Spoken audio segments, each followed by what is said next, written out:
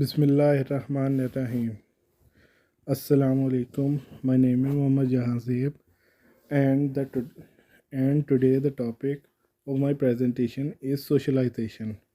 First of all, we discuss about what is socialization. Socialization means to work in a place with a group of people.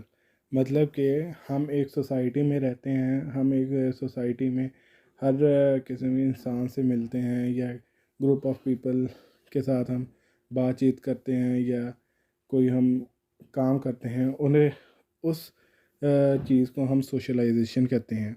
इसमें हम इस presentation में हम देखेंगे socialisation का क्या है, सोशलाइजेशन के स्टेजेस क्या हैं, सोशलाइजेशन हमारे लिए कितनी इम्पोर्टेंट है। Socialization is a process of adaptation after entering the organisation.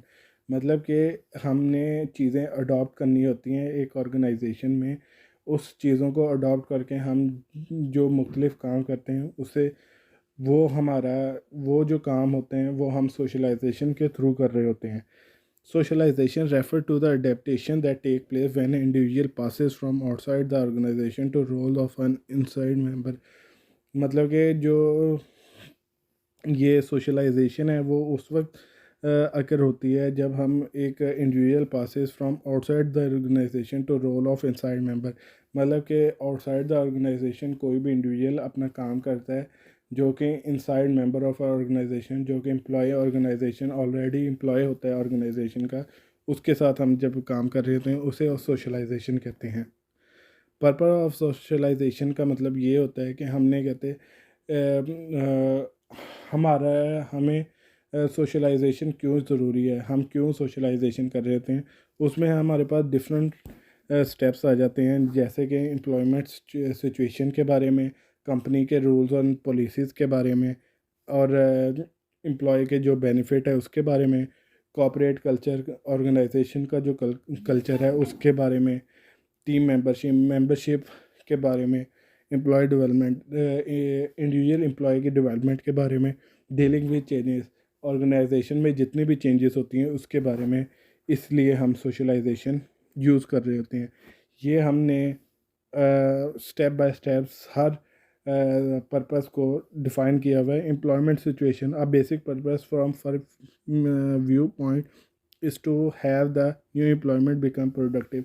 इसमें ये है कि मतलब कि जो एम्प्लॉय है, जो कि न्यू एम्प्लॉय है, जो ऑर्गेनाइजेशन में अभी अभी एंटर हुआ है, उसको हमने as soon as possible productive बनाना है कि वो अपनी ड्यूटी को समझ सके, उस पर काम कर सके, जितनी जल्दी हो सके उतनी जल्दी। और उसके लिए हमने एक स्पेसिफिक इंफॉर्मेशन उसको प्रोवाइड करनी होती है जिसकी हेल्प से वो प्रोडक्टिव हो सके।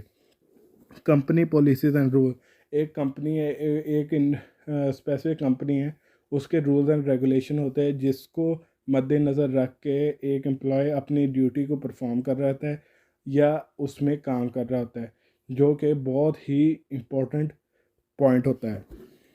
Compensation and benefit, compensation and benefits का मतलब होता है कि एम्प्लॉय के बेनिफिट, एम्प्लॉय को किस चीज़ से बेनिफिट मिल सकता है, ऑर्गेनाइजेशन में कौन सी चीज़ें हैं जिससे वो बेनिफिट हासिल कर सकता है। कॉर्पोरेट कल्चर, कॉर्पोरेट कल्चर ये होता है कि मतलब कि एक इंडिविजुअल पर्सन है, उसका ड्रेस सेंस और उसकी जो बात करने का अंदाज़ है वो उस ऑर्गेनाइजेशन के कल्चर को डिफ़ाइन कर रहा होता है कि ये किस तरह की ऑर्गेनाइजेशन से बिलोंग करता है। टीम मेंबरशिप, टीम मेंबरशिप एक इम्पॉर्टेंट पॉइंट है जिसमें हम देखते हैं टीम मेंबरशिप का मतलब होता है कि एक टीम है, एक ग्रुप ऑफ पीपल है जो कि वर्क कर रहा है, उसमें जो इंडिविजुअल एम्प्लॉय है वो किस तरह आपस में कम्युनिकेट कर रहे हैं, किस तरह अपने वर्क को कर रहे हैं, उस टीम मेंबरशिप, इस चीज़ को टीम मेंबरशिप कहा जाता है। एम्प्लॉय डेवलपमेंट, एम्प्लॉय डेवलपमेंट ये होता है कि एक इंडिविजुअल एम्प्लॉय है, उसके डेवलपमेंट के लिए हमें क्या क्या चीज़ें ज़रूरी है कि वो क्या चीज़ एक्सपेक्ट कर रहा है और उसको क्या चीज़ प्रोवाइड की जा रही है। डीलिंग विद चेंज, एक ऑर्गेनाइजेशन है उसमें चेंजेस आती रहती हैं, तो एक एम्प्लॉय है वो उस चेंजेस से किस तरह डील कर रहा है, इस चीज़ का नाम सोशल डीलिंग विद चेंज है। सोशलाइजेशन का मतलब यही है कि मतलब कि हमने एक सोसाइटी, एक ऑर्गेनाइजेशन है, उसमें एक सोसाइटी बनी होती है, एक डिफरेंट यूनिट होते हैं, उनको अगर हम मिला दें तो एक सोसाइटी बन जाती है। तो उस सोसाइटी में रहना, उस सोसाइटी में काम करना, उसे हम सोशलाइजेशन कहते हैं। स्टेजेस ऑफ सोशलाइजेशन, सोशलाइजेशन के कितने स्टेजेस हैं? सोशलाइजेशन के 3 स्टेजेस हैं, जो कि pre arrival stage, encounter stage and Metamorphosis stage होता है। प्री अराइवल स्टेज ये होता है कि एक प्री का मतलब ही कि पहले, ठीक है ना। इसमें ये जो डायग्राम है, इसमें हमें बताया गया है कि individual arrive to organization with the set of values, attitude and expectation. कि एक इंडिविजुअल है वो ऑर्गेनाइजेशन में आता है, उसकी एक एक्सपेक्टेशंस होती हैं, उसके वैल्यूज़ होती हैं, एटीट्यूड होता है, वो किस तरह उससे डील कर सकता है। Encounter stage, individual sees that there is big difference. Encounter stage में ये होता है कि वो जो एक्सपेक्ट कर रहा होता है और जो रियलिटी होती है उसमें बिग डिफरेंस होता है। मेटामॉर्फोसिस स्टेज में ये होता है कि जो एम्प्लॉय, एक इंडिविजुअल एम्प्लॉय है, वो अपने रूल्स को, वे ऑफ प्रमोशन को रिकग्नाइज करता है और वैल्यूज़ जो कि कंपनी के पॉलिसीज़ और रूल्स होते हैं उसको समझता है कि हम उसने आगे जाके किस तरह काम करना है। ये हमने कहते प्री स्टेजेस को डिफ़ाइन किया हुआ है। आगे हम देखते हैं कि मतलब कि जो पीपल हैं वो किस तरह हायर करते हैं। सोशलाइजेशन के मतलब कि जो ऑर्गेनाइजेशन के वर्कर होते हैं या सीईओ होते हैं या जो भी हम कह लगे मैनेजर होते हैं, वो किस तरह पीपल को हायर कर रहे होते हैं। एचआरएम डिपार्टमेंट, एचआरएम का मतलब होता है human resource management. Human resource management हर ऑर्गेनाइजेशन में यूज़ हो रहा होता है। एक इंसान है, उसको काम करने के लिए एचआरएम बहुत लाजमी होता है। सुपरवाइज़र, सुपरवाइज़र ये होता है कि मतलब कि एक यूनिट है, उसका हेड, उसको हम सुपरवाइज़र कह रहे होते हैं।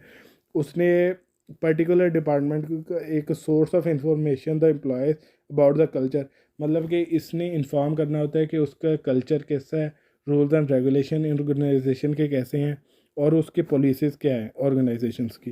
Peers and coworker of new hire can perform the orientation function in order to expectations of employees and requirement of the, कि मतलब कि जो पीयर्स होते हैं, ये कोवर्कर होते हैं, उन्होंने बताना होता है कि ये ऑर्गेनाइजेशन की एक्सपेक्टेशंस क्या है और उस ऑर्गेनाइजेशन की रिक्वायरमेंट्स क्या है जो कि न्यू एम्प्लॉय को दे रहे होते हैं। ऑर्गेनाइजेशन कल्चर, अब ये फिर से आगे के ऑर्गेनाइजेशनल कल्चर ये होता है कि एक इंडिविजुअल ऑर्गेनाइजेशन है, एक स्पेसिफिक ऑर्गेनाइजेशन है, उसका जो कल्चर है उसके बारे में हमने बताना होता है न्यू पीपल को जो कि हायर हो रहे होते हैं। सीईओ का मतलब होता है कंपनी एग्जीक्यूटिव ऑफिसर। सीईओ होता है जो कि टॉप लेवल पर बैठे होता है। इन्होंने, एक तो ये होता है कि मतलब कि न्यू पीपल्स को हायर करना होता है, इन्होंने बताना होता है कि हाँ भाई, कि आपके लिए ये जॉब कितनी इंपॉर्टेंट है और इसने वेलकम करना होता है जो कि न्यू पीपल आ रहे होते हैं। Topic covered in employee orientation programme.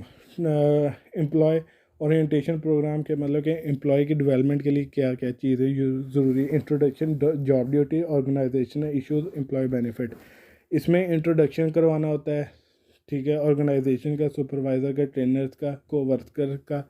Job duties के बारे में बताना होता है कि आपकी एक इंडिविजुअल एम्प्लॉय की कौन कौन सी ड्यूटी है जो उसने परफॉर्म करनी है। ऑर्गेनाइजेशनल कल्चर, मतलब कि कल्चर को डिफ़ाइन करना होता है।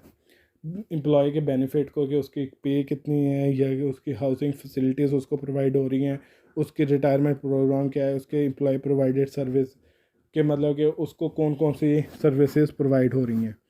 हायरिंग प्रोसेस, हायरिंग प्रोसेस ये होता है कि मतलब कि एक इंडिविजुअल एम्प्लॉय है, उसको हमने किस तरह हायर करना है, उसे हम हायरिंग प्रोसेस कहते हैं।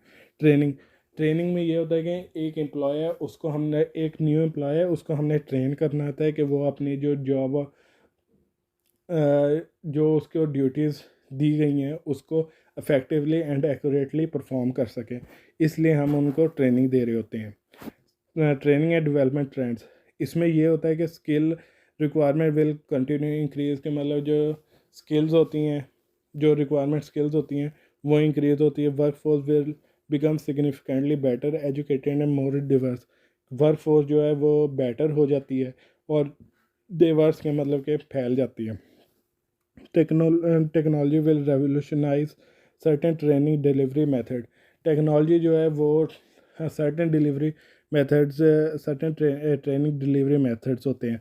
More flexible course aimed specifically at performance stage, मतलब कि कोर्सेज जो है वो स्पेसिफिक होते हैं। Emphasizes of on human performance management will accelerate, मतलब कि जो ह्यूमन परफॉर्मेंस मैनेजमेंट है कि एक इंडिविजुअल है उसकी परफॉर्मेंस कैसी हो सकती है, उसे हम ह्यूमन परफॉर्मेंस मैनेजमेंट कहते हैं कि उसको कंट्रोल करना, वो भी एक्सेलरेट हो सकती है। ये था हमारा सोशलाइजेशन क्या होती है, सोशलाइजेशन के स्टेजेस कितने हैं, हायरिंग प्रोसेस क्या है, हम कैसे सोशलाइज कर सकते हैं, या हम न्यू एम्प्लॉयर जो है उनको कैसे हम ट्रेनिंग कर सकते हैं, उनकी डेवलपमेंट कैसे कर सकते हैं, ये इस टॉपिक में हमने डिस्कस किया है। और ये आज का मेरा टॉपिक था। थैंक यू एंड अल्लाह हाफ़िज़।